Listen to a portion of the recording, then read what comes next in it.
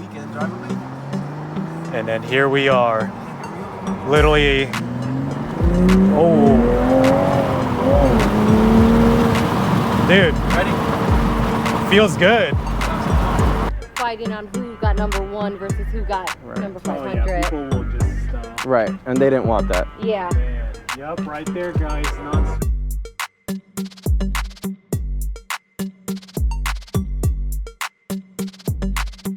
So I don't know if people are giving me credit for the fact that it's a nice car, it's a Supra, or the people that, I feel like one person knew, besides the people that took pictures of that car. Alright guys, welcome back to my channel. Super excited for the opportunity here. I am here in Pennsylvania, checking out, I mean, probably one of the hottest cars to come out in a hot ass color. So I'm just stunned seeing this color. So enough talking from my end. I'm gonna give it to them. So we'll do this in kind of like three stages, I guess you can say. First part is, we'll let them talk about when they decided to get a Supra, when they first heard about it, when they decided to pull the trigger, and then the sweetest part is when they finally picked it up. So I'll let you guys take it away. Just introduce yourselves and tell us your story. Thank you. So how's it going? My name's Jose. This is my fiance, Jessi. Hi, guys. I could probably talk about this car all day, but I won't. Be good. Be good. 2019, Toyota announced bringing back the Supra. I automatically wanted manual, no pun intended there. Wanted manual. They told me it wasn't going to come out, so I took my 86 in for servicing, and I told them. They made fun of me because I baby my cars, so they said, "Are you going to get the Supra?" And I said, "I'll get it when it comes in manual," not knowing that Toyota had no intentions of doing it. So after that, it was kind of just me watching Supras on social media and YouTube and knowing the capability of these cars and what they can do. And but it never felt like a calling, I guess you could say. So back in May, we were actually in Italy. This is a true story. Yes. We were in Italy when I got the car and driver notification that the 2023 was coming in manual. So May 1st, we flew back in from Italy. By May 3rd, I was at a dealership. This is all true. By May 3rd, I put down what was $500 at the time. That dealership told me they can't guarantee the color that comes in, and they can't guarantee the trim that comes in. Yep. They said if it's manual, they'll give me a call. I couldn't sleep because it's not what I wanted. So I went to another dealership. It's one of the biggest Toyota dealerships in the area. It's called Koch. And they were sold. They said, whatever we ask Toyota for, we get from Toyota. And I was like, okay, you guys sound pretty convincing. So I put a second deposit down. Damn. And I asked them, should I go to a third one? And they said, don't even bother. And I said, okay. True story, they actually had 2022's A91 last year, the carbon fiber model. But again, it wasn't manual. So I put the deposit down. I gave her a call and I said, hey, babe, I put 2 deposits down. We're now $1,500 in the hole. But we're going to get it. We're going to get it. But we're going to get it. So the salesman was huge on, oh my God, I just took the first deposit on the A91, and he blasted it on social media. I went ahead and followed through and posted it on my story. I kept commenting on Toyota's posts. It was just like, hey, like I need info on certain aspects of the A91.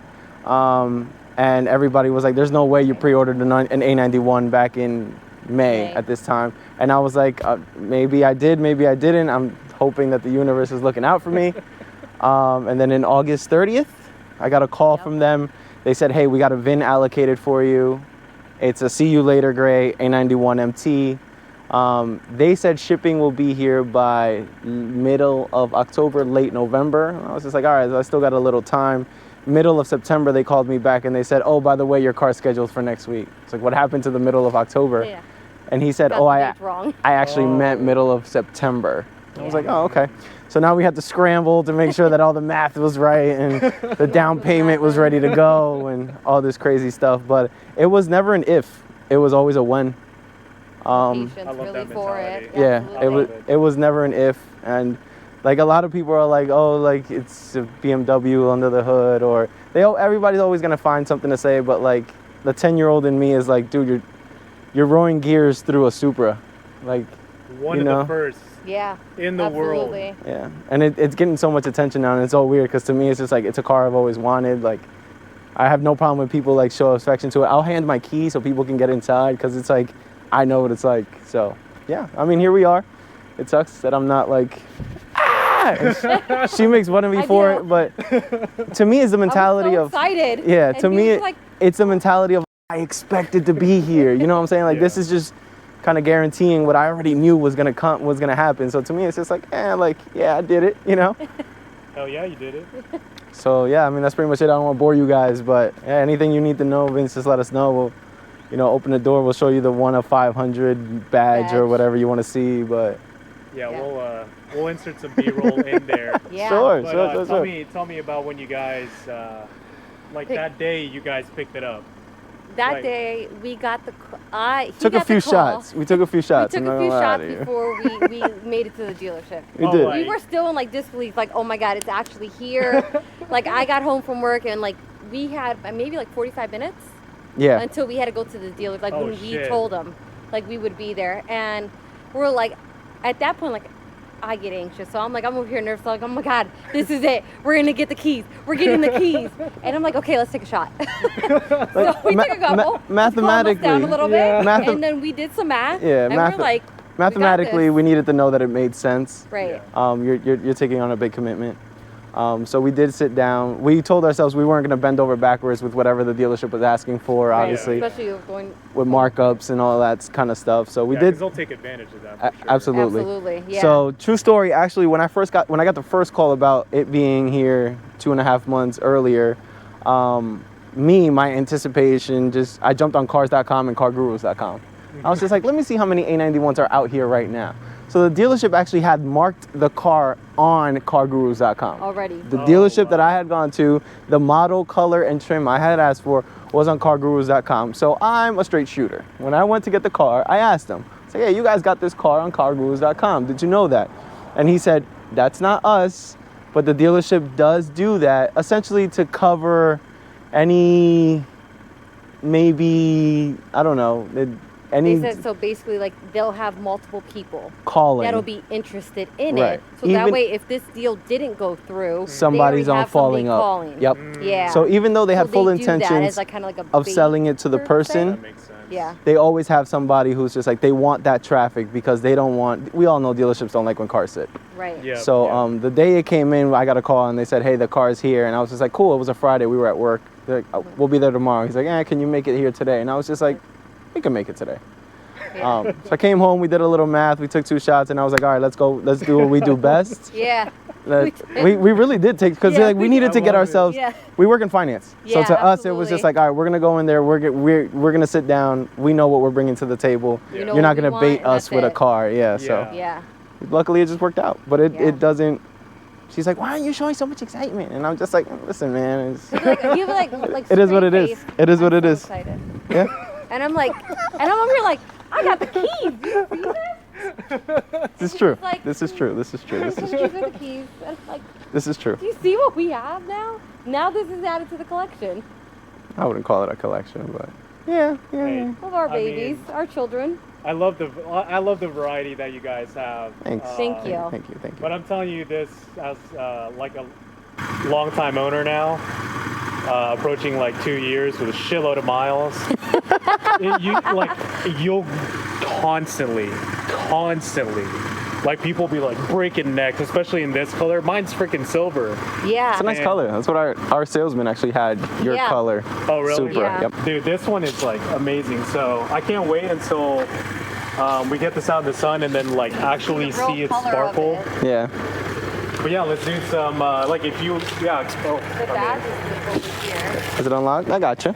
No big deal. Oh, the badge. Yeah, actually, Yeah. we'll do it on the driver's side. So they said that they wouldn't put what number of 500. However, that they would put limited to 500. So that way, nobody was fighting on who got number 1 versus who got Right. number Oh 500. yeah, people will just. Right. And they didn't want that. Yeah. Man, yep, right there, guys. Not swapped. Not swapped. That is not swapped, dude. Oh my God, the smell. Still smells like a new car. Yeah. It smells so good. God, no, I can't, man. I can't wait to check this out. You're riding passenger, man. What are you talking Dude. about? Well, Yeah. let's go ahead and get it. Hop into the cabin. I can't even. I'm already. You're stumbling. You're stumbling over your okay. words. All over my words. I mean, I can't believe it, but there you go, guys. Red Supra logo. You guys saw the stick. It's not that, you know, ZF8 crap that I have in my car. This is the real deal. So let's get into it and see how it goes. All right. Let's get rocking. It's on you. Look. Oh my gosh. This is my, like, before this clip, I have actually not sat in a manual one. I've never seen it in person. Mm-hmm. So if you guys see me just like be stunned, yeah, it's completely natural. So It's smooth. It's not loud. Clutch doesn't. It's just so weird. It's Yeah. like this car was meant to be in stick. so now it's here. How does it compare to the other manuals you've driven? You have your 86. What other manual cars have you had?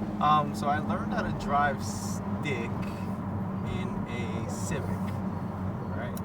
Like 95% of the like everybody population. else, right? Yeah. Right, so I learned to drive stick in a Civic. It was my mom's boyfriend at the time. Mhm. And the way I learned, this is a true story. So my first car purchased by myself with my own money was a Scion XA, and it was stick. Oh, really? Yes, and it was stick. Wow. I saw it at the dealership. It was nice, modded, suspension done, and I was like, I want that car. But it was stick, and I had never driven stick before. But I knew my mother's boyfriend knew how to drive stick. Mhm. I called him and I said, hey, I bought a car. It's stick, and I don't know how to drive stick. And he said, I'll take it home for you. We'll figure something out. All right, so I got home from work. I used to work the second shift. It was like 3 to 11 at the time, 3 p.m. to 11 p.m. So when I got home from that day, it was sitting in front of my house. So I taught myself how to drive stick for the most part. I got behind the wheel and I told myself 3 stalls, you're going home. Like I knew the basics. Yeah. I had watched YouTube videos. Thank God for YouTube. Right. So I was like, all right. I taught myself the rule was always 3 stalls and I go home. I drove around 5 miles, stalled for the 3rd time, went home. And I taught myself the 2nd time, same thing. And he would kind of touch up my lessons, teaching me how to drive stick, the fundamentals. But yeah, I essentially taught myself how to drive stick. Then what ended up happening is a cop car hit that sign. I was driving down the street, and the cops parked facing the wrong direction behind parked cars, and he couldn't pull out. He pulled out, and it was a head-on collision with a cop car. What the Cops hell? are considered government entities. They can never be at fault. Yeah, yeah.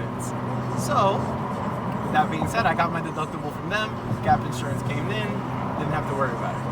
After that, That's nice. yeah. After that, my mom's boyfriend ended up selling that Civic, and I bought it. I was like, this is the car I learned how to drive stick in. There's no way I can let it get sold. So I bought that car, and I drove that car for a long time. Traffic, New York, Philadelphia. We're about an hour from both cities, so drove in both directions. Traffic, daily driving in the city, that was a pain.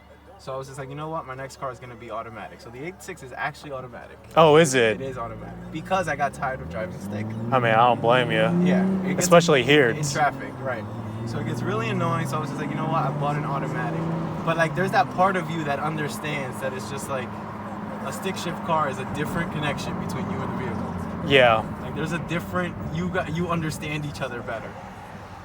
Yep. So I always told myself, and then, you know, right place, wrong time. Right place, right time, I guess. Toyota said, hey, we're giving you a Supra, and at some point, maybe it'll come in manual. And I said, all right, well, luckily I'm at a place where I can daily drive an automatic and weekend drive a manual. And then here we are. And here we are. Literally.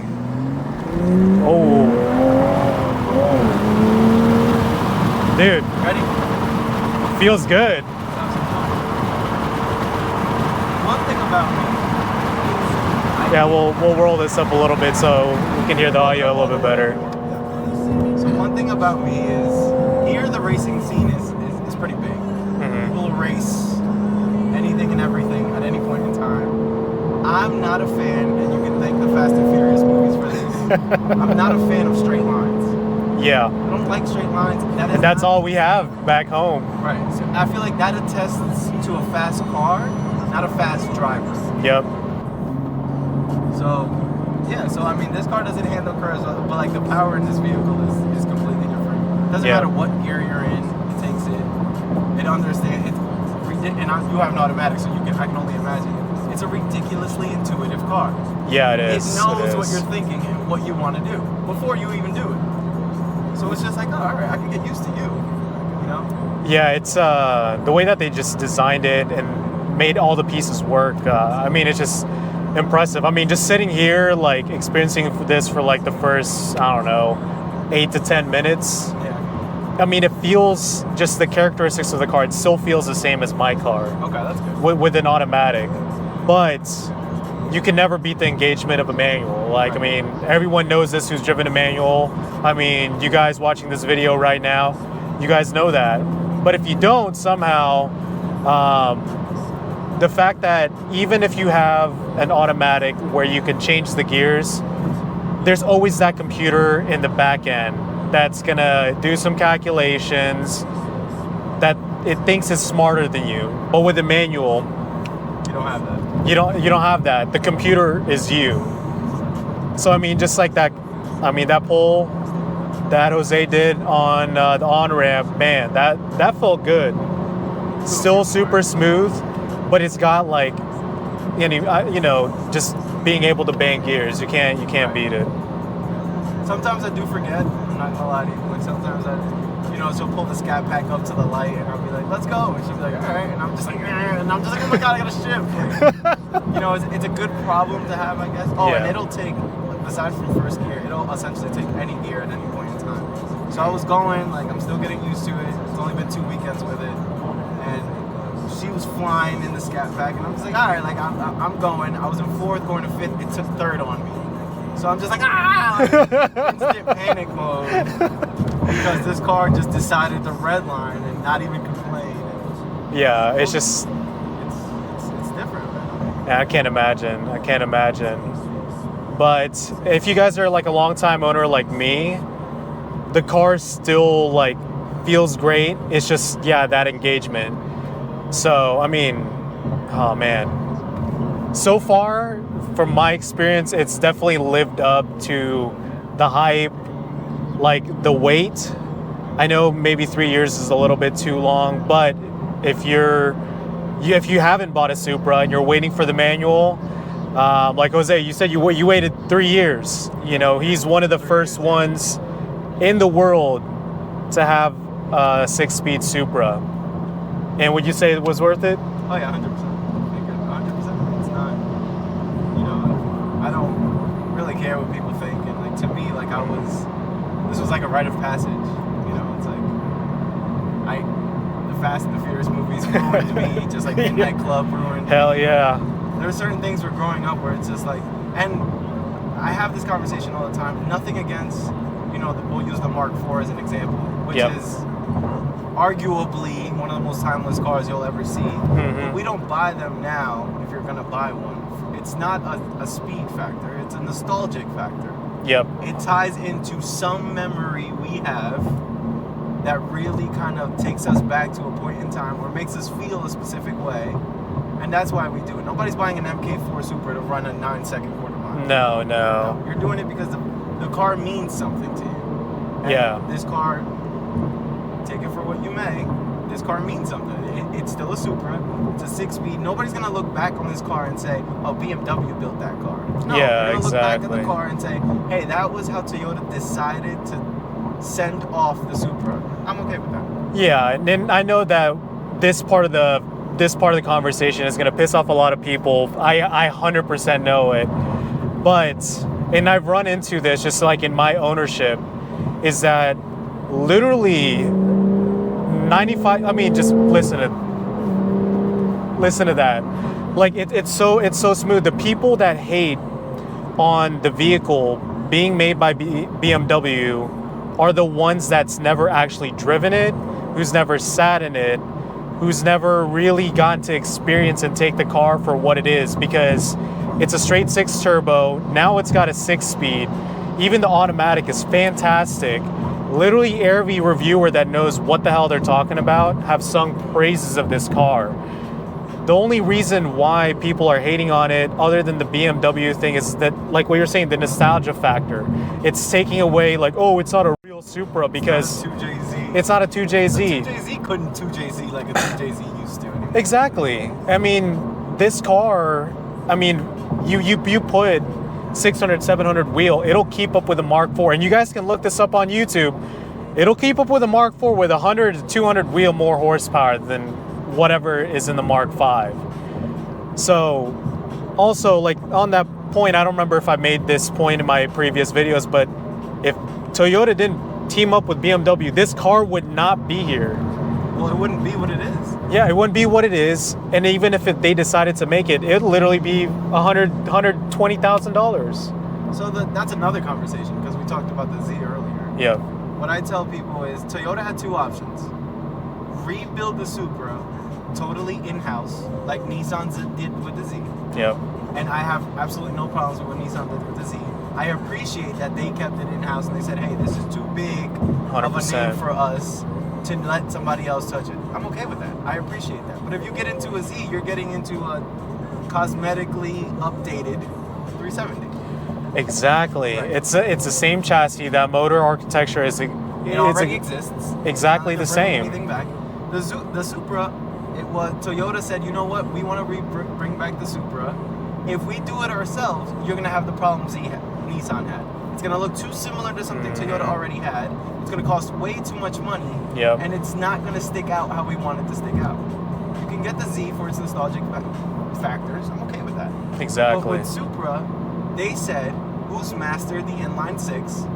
BMW has mastered the inline six. Mm-hmm. And we need something that kicks like that. Not only that, but the Gazoo Racing badge is a privilege to have. You know, Yep. the story about where that Gazoo Racing name came from, and the fact that BMW and Toyota had been working on this car for 10 years Yep. prior to it. Like, there's just so much going on that if you wanted something in-house, go get a Z. If you want something for what it Exactly. is, go get a Supra. Neither one is a bad choice. Exactly. I had, this is my preference, this is your preference. There's another world out there where people are having the same conversation about the Z, and there's nothing wrong with them.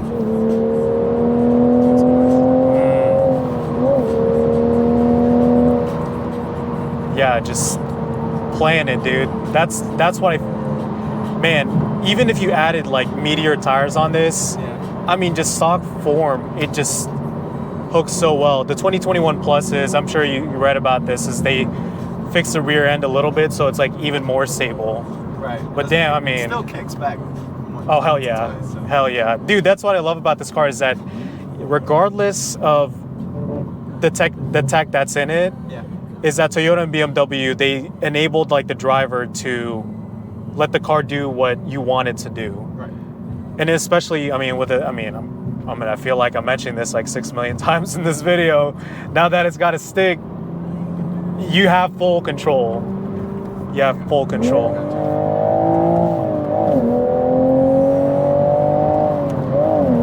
It still pulls like a Super Oh Shop. hell yeah, dude! It pulls so good. Pulls so good. Yeah, if you guys watching this, if you've watched all the way up to this point, and you guys have not like ever sat in, ever, test driven a Supra, if you guys have the opportunity to, definitely do it, because whether it's stock or modded, it's an amazing car. Like, just take it for that. Stop the whole BMW thing, because I mean, that's like, you're gonna run into this now, Jose, is that people are gonna post that whole BMW thing, and at this point it's like a 3 or 4 year old joke. Right. If I- they chose to partner with a different automaker, they could have gone a